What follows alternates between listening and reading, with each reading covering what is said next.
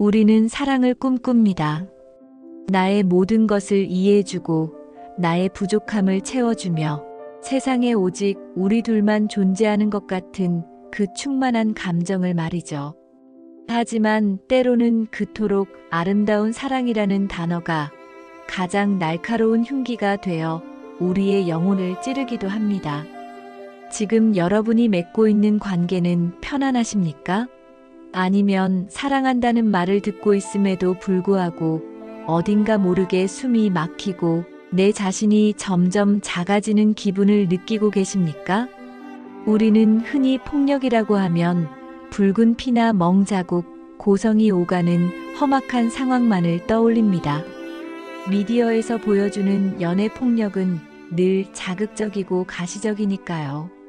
하지만 현실의 연애 폭력은 그렇게 명확한 얼굴로 다가오지 않습니다. 그것은 아주 조용히, 때로는 과도한 친절이나 걱정이라는 가면을 쓰고 우리의 일상 깊숙이 침투합니다. 사랑해서 그랬다는 변명, 너를 잃을까봐 두려워서 그랬다는 고백, 이러한 말들은 폭력의 본질을 흐리게 만듭니다. 피해자조차도 내가 예민한 걸까? 그 사람이 나를 너무 사랑해서 그런 거야 라고 스스로를 설득하게 만듭니다. 하지만 분명히 말씀드립니다. 당신을 불안하게 만들고 당신의 존재를 위축시키며 당신의 자유를 억압하는 것은 그 어떤 미사여구를 붙여도 사랑이 아닙니다. 그것은 명백한 폭력입니다.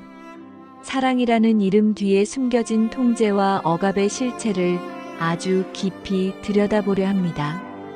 누군가의 자극적인 피해 사례를 나열하며 분노를 유발하기보다는 폭력이 발생하는 심리적 구조와 그 안에서 무너져가는 개인의 내면, 그리고 마침내 다시 일어설 수 있는 회복의 길에 대해 오직 목소리와 사색만으로 이야기 나누려 합니다.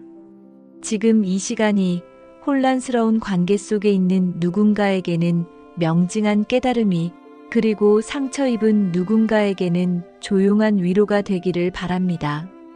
관계의 시작은 언제나 달콤합니다. 상대방은 나에게 온전히 집중하고 나의 일거수일투족을 궁금해합니다. 아침에 눈을 떴는지, 점심은 무엇을 먹었는지, 지금 어디서 누구와 무엇을 하고 있는지 끊임없이 묻습니다. 연애 초기, 이러한 관심은 더할 나위 없는 애정의 증거처럼 느껴집니다. 나라는 존재가 누군가에게 이토록 중요한 의미가 되었다는 사실은 벅찬 감동을 주기도 하죠. 하지만 폭력의 씨앗은 바로 이 지점에서 아주 미세하게 싹을 틔웁니다. 관심과 통제의 경계는 종이 한 장 차이입니다. 걱정되니까 연락 좀 자주 해라는 말은 점차 왜 바로 답장하지 않았어? 라는 추궁으로 변해갑니다. 내가 밤늦게 다니는 게 위험해서 그래라는 보호의 언어는 내가 없는 술자리는 가지 마라는 명령으로 진화합니다. 이 과정은 너무나 점진적이어서 당사자는 자신이 통제당하고 있다는 사실조차 인지하기 어렵습니다. 마치 가랑비에 옷이 젖듯이 상대방의 요구는 조금씩, 아주 조금씩 강도를 높여갑니다. 처음에는 옷차림에 대한 가벼운 지적이었던 것이 나중에는 만나는 친구를 제한하고 소비 습관을 간섭하며 마침내 나의 생각과 가치관까지 검열하려 듭니다. 가해자는 이 모든 행동의 이유를 사랑으로 포장합니다. 다 너를 위해서야. 나만큼 너를 생각하는 사람은 없어. 이 말들은 피해자에게 강력한 최면을 겁니다. 상대방의 간섭을 거부하는 것이 마치 사랑을 거부하는 배신 행위처럼 느껴지게 만드는 것입니다. 이것이 바로 통제가 사랑으로 위장되는 메커니즘입니다. 여기서 우리는 자율성이라는 단어에 주목해야 합니다. 건강한 사랑은 두 개의 온전한 자아가 만나 서로의 세계를 넓혀가는 과정입니다. 서로의 다름을 인정하고 각자의 사생활과 영역을 존중해 줄 때 사랑은 성장합니다. 하지만 폭력적인 관계는 다릅니다. 상대방의 세계를 지우고 오직 나의 세계 안에 가두려 합니다. 나의 뜻대로 움직이지 않는 상대를 견디지 못합니다. 상대방의 기분을 살피느라 내가 하고 싶은 말을 삼키게 된다면 그 사람의 허락 없이는 아무것도 결정할 수 없는 무력감이 든다면 그것은 이미 관계의 균형이 무너졌다는 신호입니다. 당신의 일상이 상대방의 기분에 따라 천국과 지옥을 오간다면 그것은 열정적인 사랑이 아니라 정서적인 학대일 가능성이 높습니다. 가장 무서운 것은 이 통제의 과정 속에서 피해자가 자신의 판단력을 잃어간다는 것입니다. 소위 가스라이팅이라 불리는 심리적 조작은 여기서 힘을 발휘합니다. 가해자는 끊임없이 피해자의 기억을 왜곡하고 감정을 부정합니다. 너는 너무 예민해. 내가 오해한 거야. 그런 일은 없었어. 반복되는 부정 암시는 피해자로 하여금 자신의 인지 능력을 의심하게 만듭니다. 결국 피해자는 자신의 생각보다 상대방의 말을 더 신뢰하게 되고 가해자에게 전적으로 의존하게 됩니다. 이것이 바로 영혼을 파괴하는 폭력의 시작입니다. 우리는 물어야 합니다. 진정한 사랑이 상대를 조종하고 올가매는 방식으로 표현될 수 있는가? 사랑하는 사람을 자신의 소유물처럼 다루는 것이 과연 애정인가? 답은 명확합니다. 사랑은 통제가 아닙니다. 사랑은 상대를 자유롭게 하는 것입니다. 당신을 작아지게 만드는 모든 시도는 그것이 아무리 달콤한 목소리로 포장되어 있다 할지라도 결코 사랑일 수 없습니다. 연애 폭력 사건이 세상에 드러날 때마다 사람들은 습관처럼 묻습니다. 그렇게 힘들면 헤어지면 되잖아. 왜 바보같이 당하고만 있었어? 라고 말이죠. 이 질문들은 너무나 이성적이고 합리적으로 보입니다. 하지만 폭력의 소용돌이 한가운데 있는 사람에게 이별은 그렇게 단순한 선택의 문제가 아닙니다. 밖에서 보는 문은 언제든 열고 나올 수 있는 비상구처럼 보이지만 안에서 보는 문은 굳게 잠긴 혹은 문고리조차 없는 거대한 벽처럼 느껴지기 때문입니다.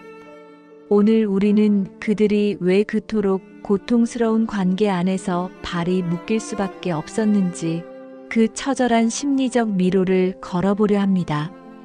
피해자를 가장 강력하게 붙들어 매는 것은 역설적이게도 희망입니다.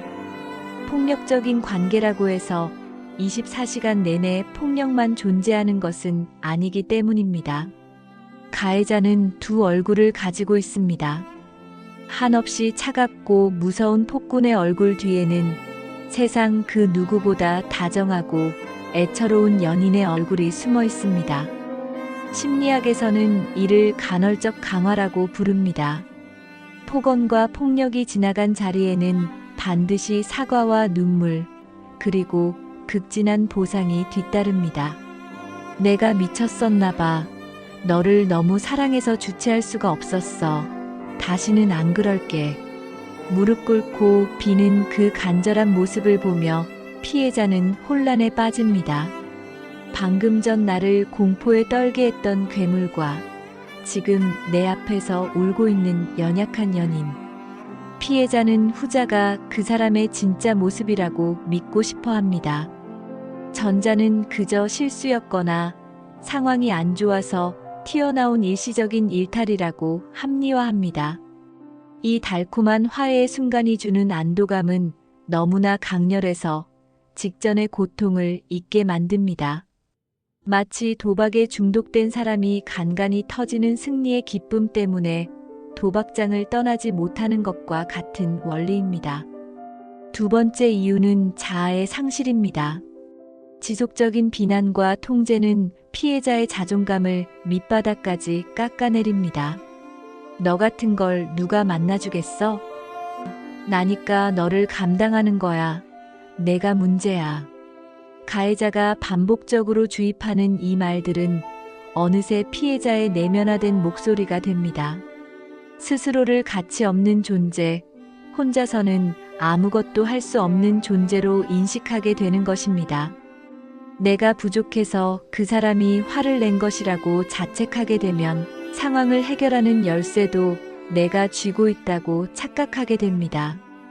내가 더 잘하면 내가 그 사람, 심기를 건드리지 않으면 우리는 다시 행복해질 수 있을 거라는 헛된 믿음을 갖게 되죠. 이것은 피해자가 멍청해서가 아닙니다. 너무나 사랑했던 사람에게 자신의 존재 가치를 의탁했기 때문에 벌어지는 비극적인 심리 현상입니다. 이별 후에 홀로 남겨질 자신이 두려워 차라리 익숙한 고통을 선택하게 되는 것입니다. 세 번째로 학습된 무기력이 그들의 발목을 잡습니다. 처음에는 저항도 해보고 화도 내보고 헤어지자고 소리도 쳐봤을 것입니다. 하지만 돌아오는 것은 더 큰 폭력과 협박 혹은 교묘한 보복이었을 겁니다. 헤어지자고 하면 죽어버릴 거야라는 자해, 협박이나 주변 사람들에게 해를 가하겠다는 공포심 조장은 피해자를 옴짝달싹 못하게 만듭니다. 몇 번의 탈출 시도가 좌절되고 나면 사람은 깊은 무력감에 빠집니다. 아무리 발버둥 쳐도 소용없다는 패배감이 학습되는 것입니다. 결국 밧줄이 풀려도 도망가지 않는 서커스단의 코끼리처럼 마음의 감옥에 갇혀버리게 됩니다. 마지막으로 구원 환상을 이야기하지 않을 수 없습니다. 많은 피해자들이 가해자를 내가 보살펴줘야 할 상처 입은 영혼으로 여깁니다. 그 사람의 폭력성을 불우한 어린 시절이나 현재의 스트레스 탓으로 돌리며 나의 사랑과 헌신으로 그를 변화시킬 수 있다고 믿습니다. 이것은 모성애나 부성애와 유사한 아주 깊고 헌신적인 감정입니다. 그래서 주변에서 그 사람 나쁜 사람이야 라고 말해도 너희는 그 사람의 내면을 몰라라며 오히려 가해자를 감싸게 됩니다. 내가 떠나면 그 사람이 망가질 것 같다는 죄책감, 나만이 그를 구원할 수 있다는 사명감은 폭력의 굴레를 단단한 사슬로 만들어버립니다. 이별은 단순히 관계를 정리하는 것이 아니라 나의 일상, 나의 지지 기반, 심지어는 나라는 존재의 일부를 도려내는 일처럼 느껴집니다. 특히 가해자가 피해자를 주변 지인들로부터 철저히 고립시켜 놓은 상태라면 피해자에게 세상은 가해자라는 단 하나의 섬밖에 남지 않은 상태입니다. 그 섬이 아무리 척박하고 위험해도 망망대해로 홀로 뛰어드는 것보다는 안전해 보이는 착시 현상이 일어나는 것입니다. 우리는 이제 함부로 왜? 라고 묻지 말아야 합니다. 그들은 떠나지 않은 것이 아니라 떠날 수 없도록 심리적으로 결박당해 있었던 것입니다. 그 복잡하고 끈적한 거미줄 같은 심리적 기제를 이해하지 못한다면 우리는 결코 그들에게 닿을 수 있는 밧줄을 던져줄 수 없습니다. 떠나지 못하는 그 마음 속에는 어리석음이 아니라 너무나 큰 두려움, 그리고 비틀린 희망이 공존하고 있었음을 우리는 기억해야 합니다. 우리는 흔히 연애 폭력의 가해자를 상상할 때 뿔 달린 악마나 통제 불능의 사이코패스를 떠올리곤 합니다. 하지만 현실에서 마주하는 그들은 의외로 평범합니다. 직장에서는 성실한 동료, 친구들 사이에서는 의리 있는 친구, 심지어 부모님께는 효자이기도 합니다. 그렇다면 왜 그토록 멀쩡해 보이는 사람이 유독 가장 가까운 연인 앞에서만 잔혹한 폭군으로 돌변하는 것일까요? 그들의 폭력성 이면을 들여다보면 역설적이게도 강함이 아닌 지독한 나약함이 발견됩니다. 심리학적 관점에서 볼 때 타인을 통제하려는 욕구는 내면의 불안을 잠재우기 위한 방어 기제에서 출발하는 경우가 많습니다. 첫 번째 키워드는 낮은 자존감과 유기 불안입니다.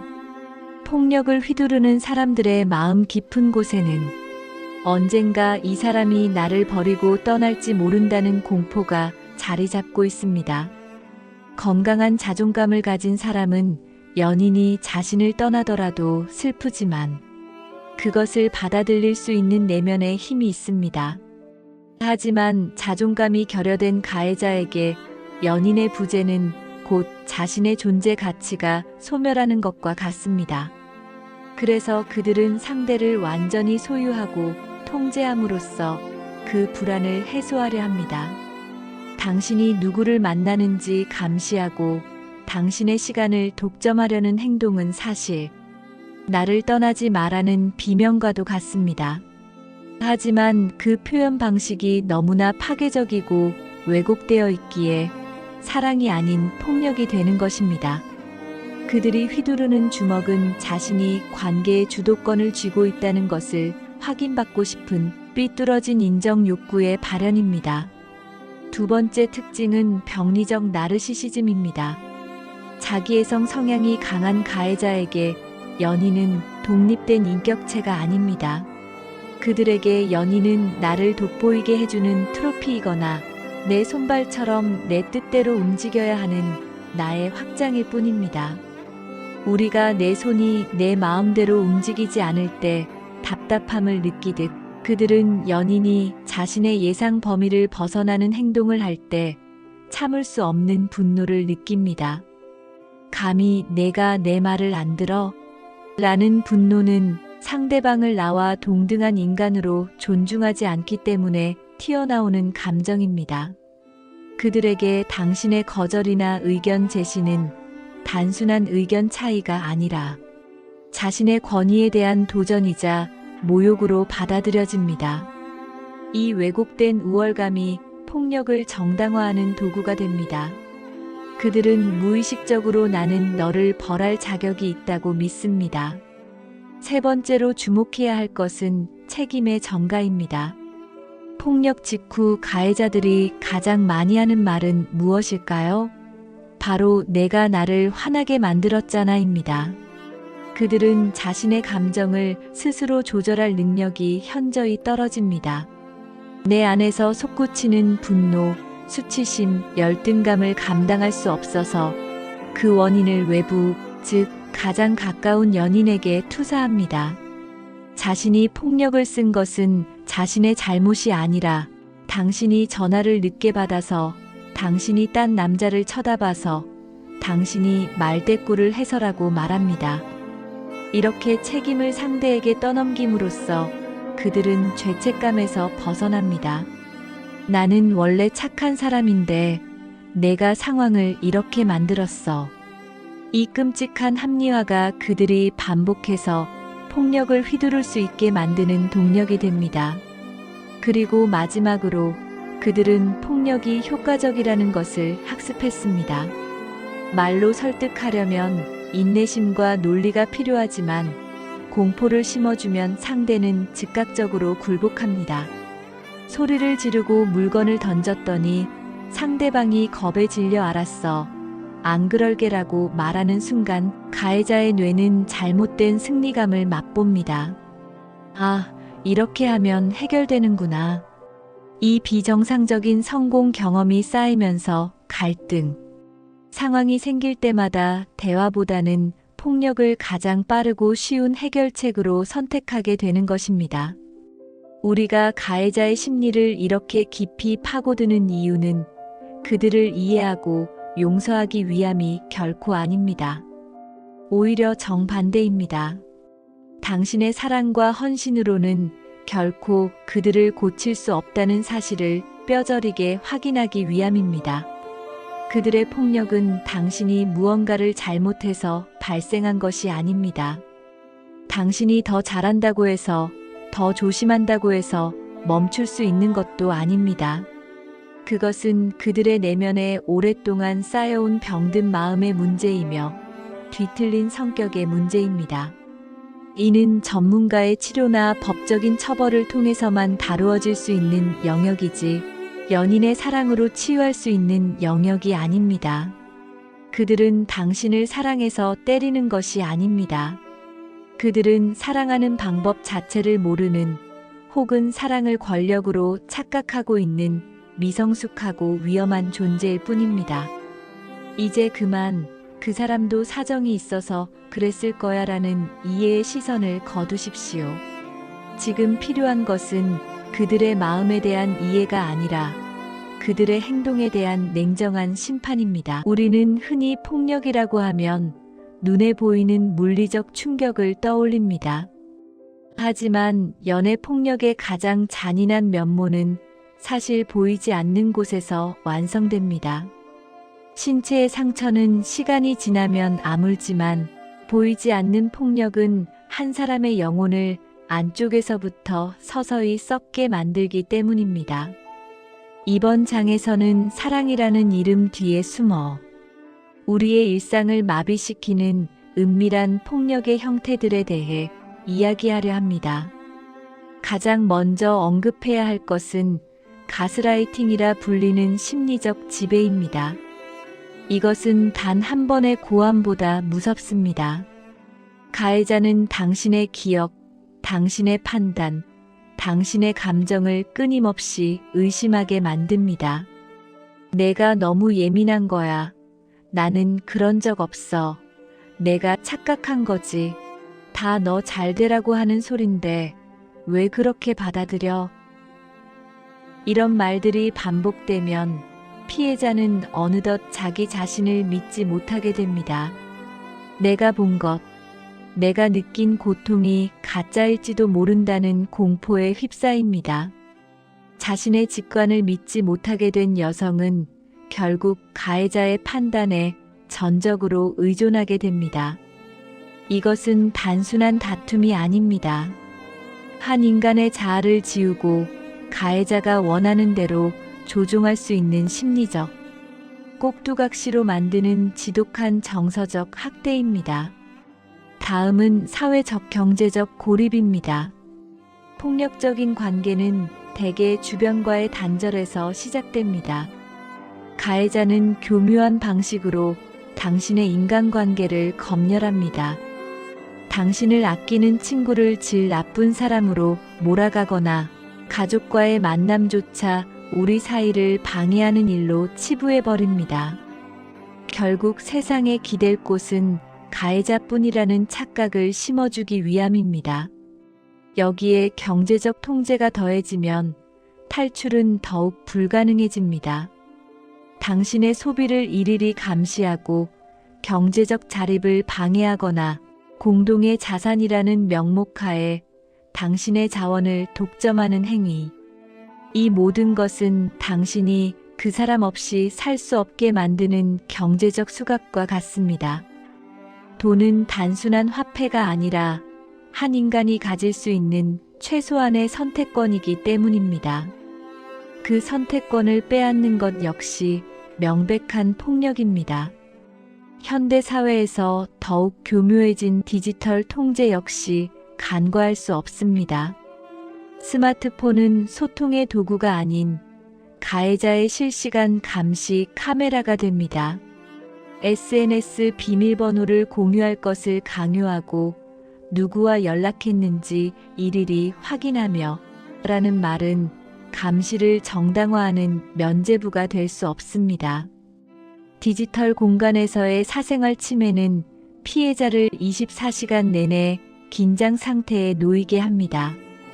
집 안에 있어도 멀리 떨어져 있어도 가해자의 시선에서 벗어날 수 없다는 압박감은 극심한 심리적 공황을 불러옵니다.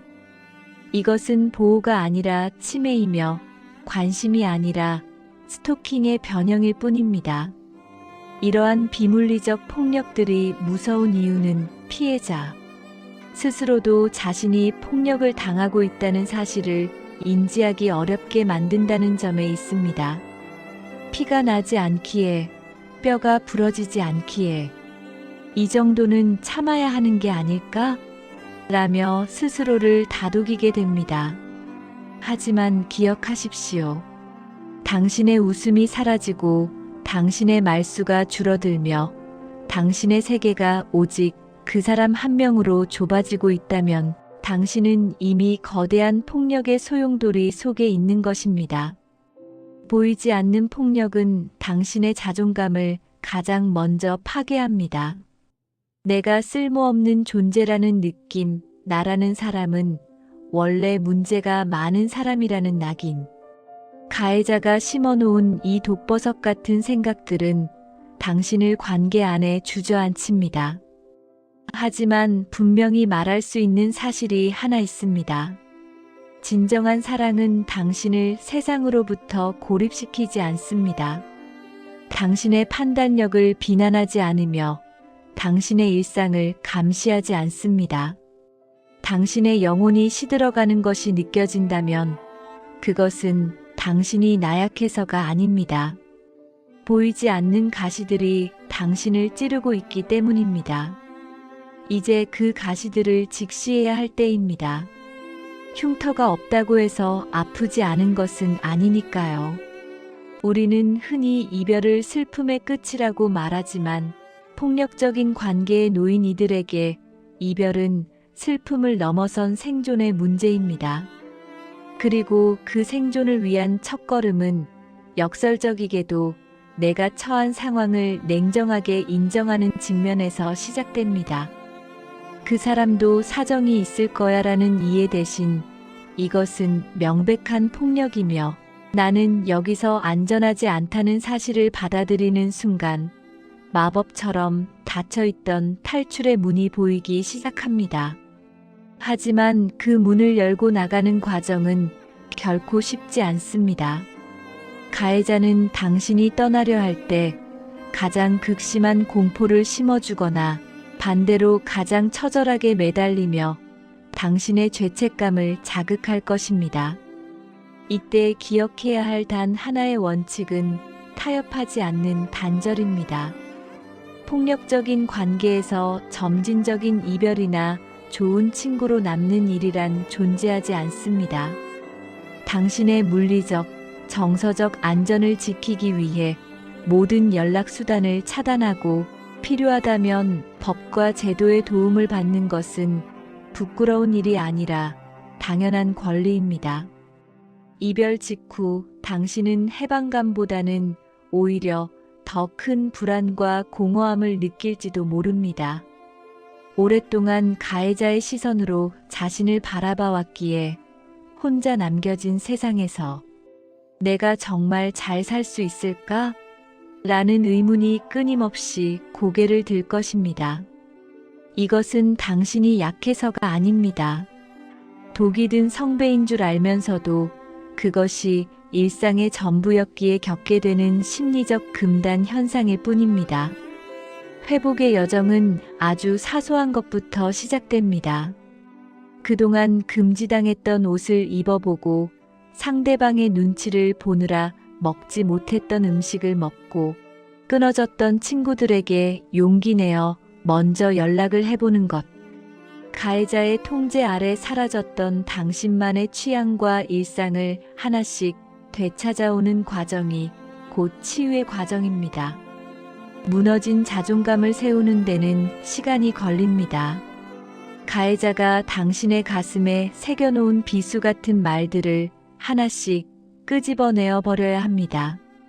내가 문제야라는 말은 그의 인격이 미성숙했다로, 너는 아무것도 못해라는 말은 나는 충분히 가치 있는 존재다로 다시 써내려가야 합니다. 당신은 누군가의 소유물도 화풀이 대상도 아니었습니다. 당신은 그 자체로 온전하고 존엄한 인간임을 매일 아침 거울을 보며 스스로에게 속삭여 주어야 합니다. 또한 이 상처를 혼자 짊어지려 하지 마십시오. 폭력은 어둠 속에서 자라지만 연대의 빛 아래서는 힘을 잃습니다. 전문가와의 상담, 비슷한 경험을 가진 이들과의 연대는 당신이 겪은 일이 너만의 특별한 비극이 아니라 사회적 구조의 문제였음을 깨닫게 해줍니다. 내 잘못이 아니었다는 깨달음은 당신을 죄책감의 감옥에서 해방해줄 가장 강력한 열쇠가 될 것입니다. 치유는 직선으로 이루어지지 않습니다. 어떤 날은 다 나은 것 같다가도 어떤 날은 다시 그 사람의 목소리가 들리는 것 같은 악몽에 시달릴 수도 있습니다. 괜찮습니다. 뒷걸음질 치는 것 같은 그 순간조차 당신은 앞으로 나아가고 있습니다. 상처는 흉터가 되겠지만 그 흉터는 당신이 그토록 거대한 폭풍우를 견뎌내고 살아남았다는 명예로운 생존의 증표가 될 것입니다. 이제 당신의 세계를 다시 설계하십시오. 그 세계의 중심은 더 이상 타인의 기분이 아닌 바로 당신의 마음이어야 합니다. 당신은 다시 사랑할 자격이 있고 존중받을 권리가 있으며 무엇보다 평온하게 숨 쉴 자유가 있습니다. 먼 길을 돌아온 당신에게 세상에서 가장 따뜻한 환영의 인사를 건넵니다. 어서 오세요. 당신의 진짜 삶으로. 데이트 폭력이라는 주제로 말씀드리는 동안 우리는 사랑이라는 이름 뒤에 숨겨진 차가운 진실들을 함께 들여다보았습니다. 때로는 아팠고 때로는 외면하고 싶을 만큼 쓰라린 순간들도 있었을 것입니다.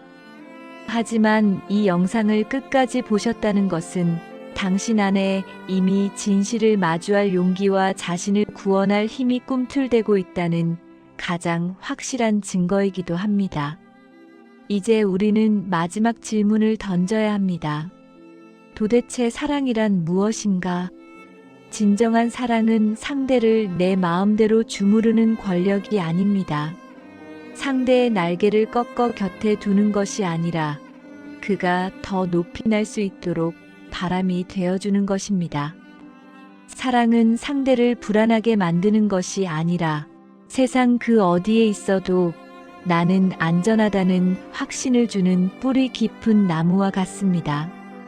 만약 누군가가 당신에게 사랑을 말하면서 당신의 세계를 좁히고 당신의 목소리를 지우려 한다면 그것은 단연코 사랑이 아닙니다. 우리는 살아가며 많은 실수를 합니다. 사람을 잘못 보고 잘못된 관계에 마음을 다 주기도 합니다. 하지만 기억하십시오. 당신이 그런 관계에 머물렀던 것은 당신이 어리석어서가 아니라 당신의 사랑이 너무나 깊고 진실했기 때문입니다. 그 귀한 마음을 악용한 가해자의 잘못일 뿐 당신의 사랑은 죄가 없습니다. 그러니 이제 그만 스스로를 자책하는 일에서 은퇴하십시오. 회복은 어쩌면 오늘 이 영상을 끄는 순간부터 시작될지도 모릅니다. 창문을 열어 맑은 공기를 마시고 나만을 위한 따뜻한 차 한 잔을 내리고 거울 속의 나를 향해 그동안 참 고생 많았어라고 말해주는 그 작은 행동들이 모여 당신의 무너진 성벽을 다시 세울 것입니다. 당신은 혼자가 아닙니다. 지금 이 순간에도 수많은 이들이 당신과 같은 길을 걸어 나오고 있으며 보이지 않는 곳에서 당신의 새로운 시작을 응원하고 있습니다. 상처는 당신의 과거일 뿐 결코 당신의 미래를 결정짓는 기준이 될 수 없습니다. 이제 무거운 짐을 내려놓으세요. 당신은 사랑받기에 충분한 사람이며 존중받아야 마땅한 존재입니다. 당신의 삶이라는 무대의 주인공은 이제 다시 당신입니다. 그 무대 위에서 당신이 가장 환하게 웃을 수 있는 날이 오기를 진심을 다해 기원합니다. 지금까지 시청해 주셔서 감사합니다. 당신의 평온한 내일을 응원합니다.